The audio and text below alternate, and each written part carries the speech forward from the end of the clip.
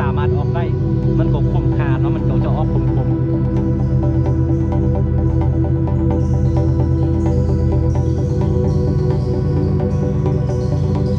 เห็นปะอันนี้เฮ็ดกินได้แต่ว่ามันเปื่อยมันละ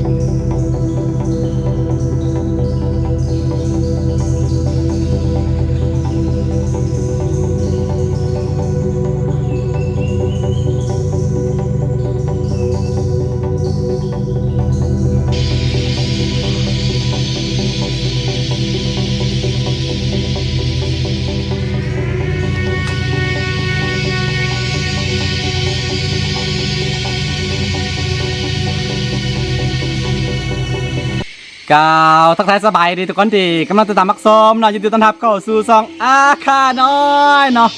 เข้ามาปลาอีกแล้วพี่น้องหลังจากที่เขาบ่ได้เข้ามาปลาเป็นเวลานานเลยแหละพออย่างที่บอกไปเนาะคือเดือนนี้ค่อนข้างมีพายุฝนลมมาหลายๆอย่างแล้วก็บวกกับมีเวียกมีง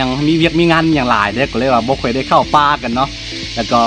ท้องฟ้าก็บ่ปกติคือตอนนี้บรรยากาศยามแรงๆได้ยินเสียงจักจั่นห้องตามภูตามปลาเป็นตาออนซอนเป็นน้องประมาณ5 โมงแรงเนาะคือมือนี้เขาสิมาตามหาคือสิมาเอายานะสิมาเอายาให้พี่น้องเขาเนาะคือโดยทั่วไปแล้วสุนเผาอาค่าเสือว่ากันไปเอายาคือไปเอาตอนที่ตาเวนไก่จะตกดินหรือว่าบอกง่ายๆคือตอนแรงๆแบบนี้เนาะประมาณ4-5 โมงแรงเนาะแล้วก็ตามคอมเสือบูฮาร์ดเนาะบ่แม่นแต่สุนเผาอาค่าเนาะหลายๆสุนเผาที่เขาเจ้าอาศัยอยู่ตามภูตามผาเมื่อก่อนมันบ่ได้มีแบบวิทยาศาสตร์ก้าวหน้าคือทุกมื้อนี้เนาะเขาก็เอายาพื้นเมืองตามธรรมชาติแบบนี้แหละมาปัวแล้วก็มันก็ดีผู้สมควรเนาะหลายๆอันก็ดีเนาะคือมื้อนี้เฮามาเอายาที่ยาดีนิ้วนะเป็นนิ้วเนาะสามารถทำลายก้อนนิ้วได้เนาะเบ็ดเสร็จแบบปั๊บเลยเนาะซ้ำระดับหนึ่งนี่บ่จำเป็นต้องไปห้องหมอนะเขามียาพื้นเมืองเนาะโอเคเพราะฉะนั้นเฮาสิมาหายาแล้วก็ตามความเชื่อแล้วชนเผ่าอาคาเชื่อว่าการที่บล็อกยาผู้อื่นเนาะการที่เราไปบล็อกผู้อื่นต่อเนี่ยมันกลายเป็นต้นไม้ธรรมดาแล้วว่ากลายเป็นพืชธรรมดาไปมันไม่มีประโยชน์เป็นอย่างไรเนาะเพราะฉะนั้นเขาซีบ่ให้บล็อกมันแต่ว่ามือนี้เขาซีแฮกกดเนาะอันใดที่เขาแบบพอบล็อกได้ก็เพื่อซีบล็อกให้ทัน FC ท่านผู้ชมได้เบิ่งกันว่ายาตัวนี้มันมีคุณประโยชน์เป็นอย่างไรว่าดีต่อปวกพญาติเป็นอย่างนะโอเคคอยทุกคนติดตามย่อๆไปตอนนี้ก็อยู่ภูอยู่ปลาเห็นมาทั้งหลังนี่จะเป็นต้นไม้ปลาแก่เลยเนาะโอเคแล้วเจอกันทุกคน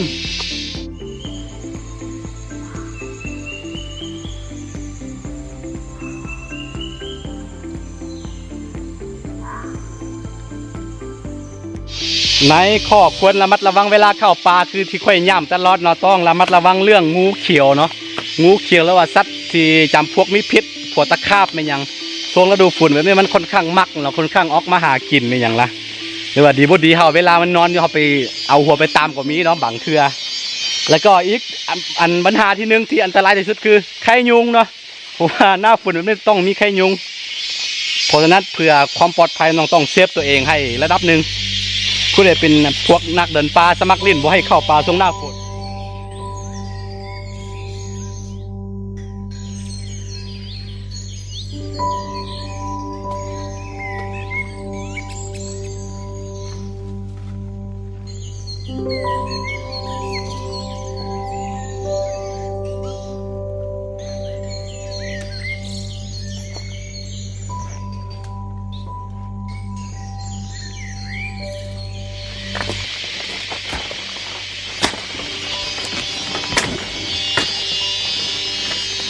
โอเคทุกคนตอนนี้เรามาเห็น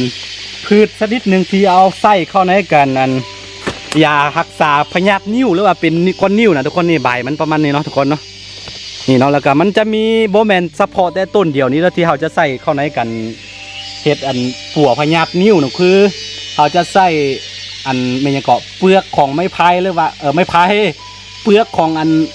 มักไฟนะทุกคนมักไฟตัวมักแดงๆนะทุกคนเดี๋ยวขึ้นให้เนาะจะใส่เปลือกมันหรือว่าหักมันก็ดีเนาะมาป่นกับตัวนี้แล้วก็บันอันตัวที่3มันเขาจะใส่ตัวเขาเอื้นตัวเป็นอย่างว่ามันมีตัวคือตัวตอตัวเพิ่งเป็นอย่างแต่ว่าเขามันมักเห็ดทางอยู่ตามมัน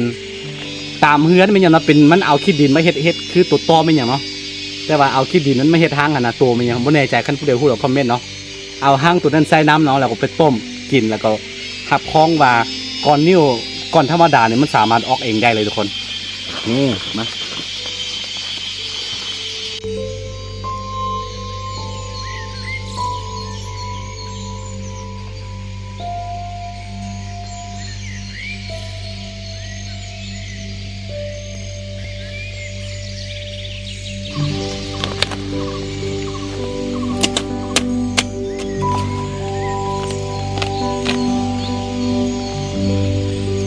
เขาจะเอาแต่ตัวนี้เนาะเห็นปะตะกล้องนี่เขาจะเอาแต่หักตัวนี้แหละไปต้มแล้วก็บวกกับ2อย่างที่เขาอธิบายไปเมื่อกี้นี้โอเคครับไปล้างน้ำก่อน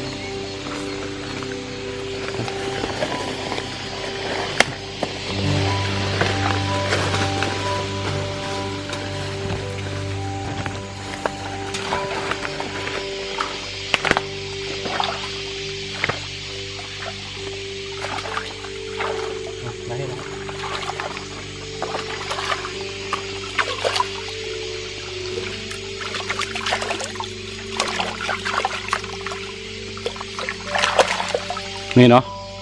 หน้าตาลักษณะของมันจะเป็นแบบนี้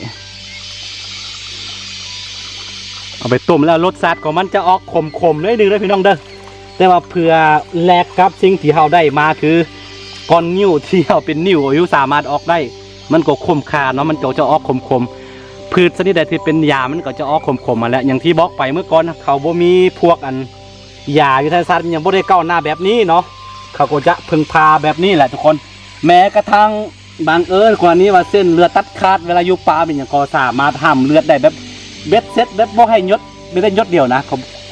บ่ให้ลายออกเลยสำหรับเลือดเนาะก็สามารถห้ามได้มันก็มีแต่ว่าตอนนี้เขาซอกไม่เห็นแล้วก็เมื่อกี้บอกไปแล้วแหละว่าพวกความเสื่อมของคนเฒ่าคนแก่ว่าถ้าบอดีบอกแบบพวกเป็นยาไม่อย่างนี้บอดีบอกผู้อื่นเนาะแต่ว่าค่อยว่านี่แบบมันก็เป็นข้อดีเพื่อแบบให้ผู้ที่เป็นอย่างได้หู้น้ำเนาะถือว่าเป็นการแบ่งปันประสบการณ์เนาะผู้ใดเป็นนิ้วมันยังสามารถไปต้มกินได้แล้วตัวนี้แล้วใบของมันแบบนี้ที่บอกไปเนาะแล้วก็บวกกับเปลือกไม้ไฟเปลือกไม้ไฟเปลือกมักไฟหรือกับหรือว่าเปลือกก็ได้หรือว่าหากของมันก็ได้เนาะแล้วก็บวกกับตัวเมื่อกี้ค่อยบอกนะคือลักษณะตัวของมันคือตัวตอแต่ว่ามันมักเห็ดหางมันยังอยู่ตามต้นไม้ตามบ้านค้นเนาะเอาดินตัวนั้นแหละมาต้มใส่นะโอเคได้ไปแล้วสักนิดนึง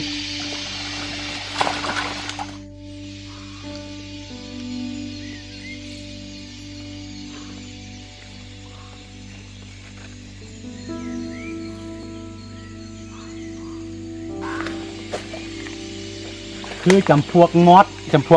พวกนี้นะก็เป็นยาคือกันเนาะคือสาวอาฆาเสือว่า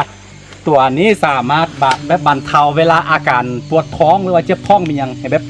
ขั้นหุ่นแห้งนะทุกคนเราสามารถปวดได้กับตัวนี้แล้วก็นี่ตัวนี้นี่สามารถกินดิบได้กับลาบมีอย่างได้ที่กันเด้อทุกคนตะกล้องลงมานี่คือใบดีฟ้านหรือว่าใบเพี้ยฟ้านนะเขาเอิญเนาะ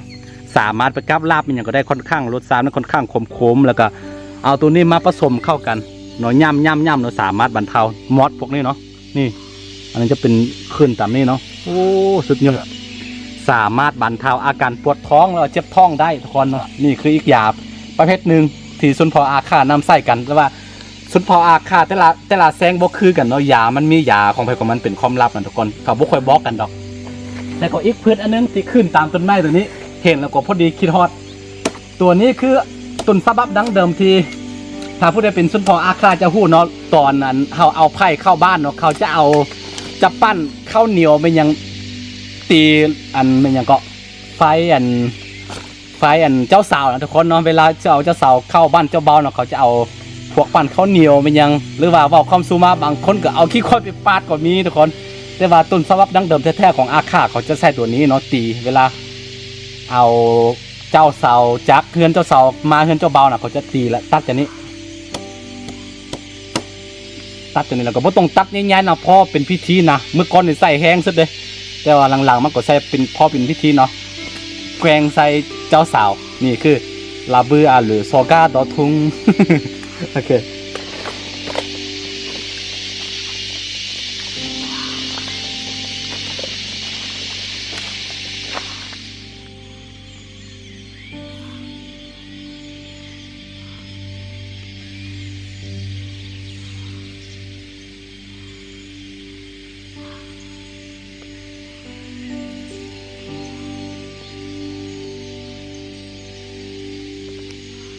คือทุกคนหลังจากที่เราเดินทางมาเนาะเราจะเห็นตามคอนไม้จะมีพวกเห็ดเนาะนี่เห็ดหูหนูเห็ดขาวนี่อาหารธรรมชาติเด้อทุกคนเด้อแล้วก็มีเห็ดที่กินได้กินบ่ได้เห็นบ่นี่อันนั้นก็เห็ดเป็นยาเด้อนี่บ่ฮู้ว่าเอาไปเห็ดยาไปเห็ดได้ว่าเป็นยาสั้นดีเลยแหละเพราะว่าคนจีนบูฮานก็ซื้อเนาะคนจีนเขาไปเห็ดยานะเห็นบ่สวยงามพี่น้องโอ้อันนี้คือเห็ดเด้อทุกคนเด้อ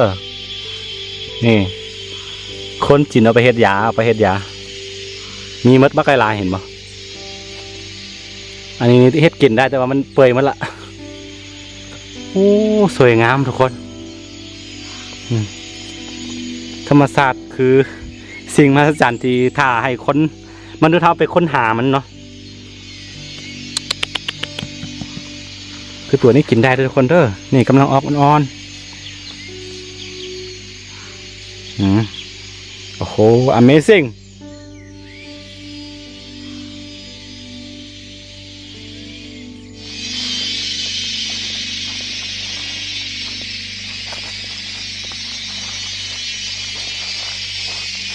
โอ้ทุกคนนี่เนาะจำพวกนี้จะเป็นเห็ดที่กินได้แล้วทุกคนเด้อเสียดายเขามาสายเกินไปมันหนาวหมดนี่เห็ดใหญ่ๆแบบนี้ไปแกงกินพี่ต้องให้สุดๆเลยแหละเหลืออยู่เพิ่งพี่แดมันบูดเมิดเนาะถ้ามาสายเกินไปถ้ามาเศร้ากันนี่น่าจะได้กินเห็ดหลายอยู่ทุกคนแต่ว่าสุดท้ายแล้วมันก็จะกลายเป็นอาหารชั้นดีของพวกเต่าเนาะเต่าเหลืองหรือว่าเต่าภูเขาที่หากินยามกลางคืนเนาะมันจะมักกินตัวนี้โอเคไปต่อ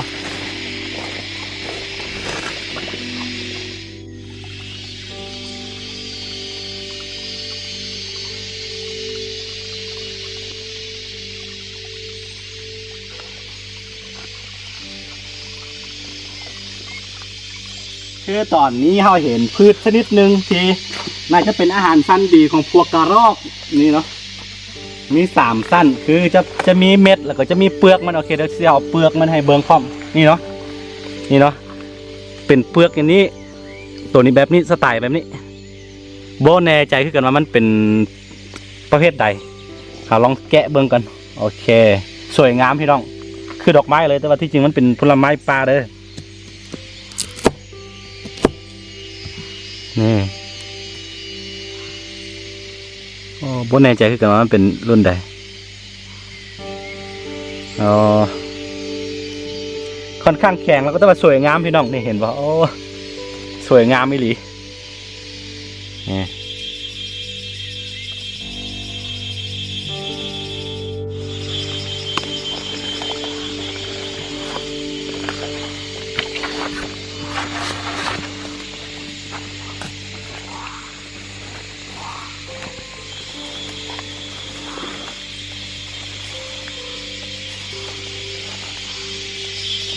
หลายคนที่สงสัยเหมือนว่าข่อยกำลังหาเป็นอย่างเนาะข่อยกำลังตามหาพืชชนิดหนึ่งที่มีความสำคัญแล้วก็ราคาแพงแล้วก็มันเป็นยาสันเลิศของ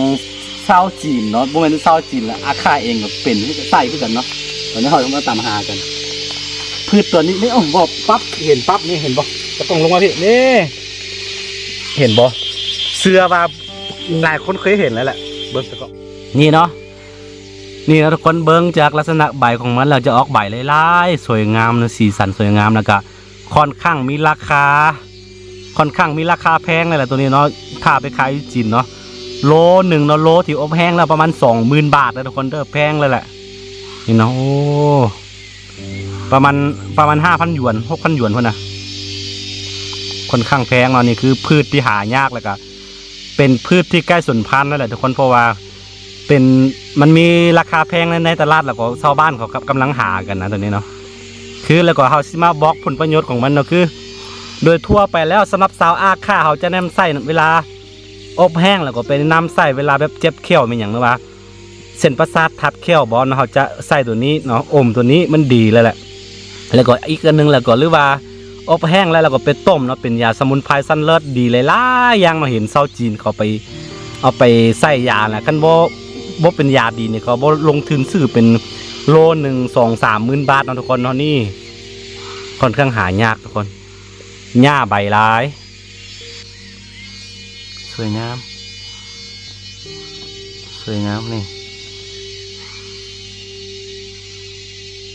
โอเคทุกคนตอนนี้ก็พักอาทิตย์กำลังตกดินแล้วบ่แม่นกำลังตกดินแล้วแหละทุกคนตอนนี้ครับก็สิกลับบ้านกันเนาะ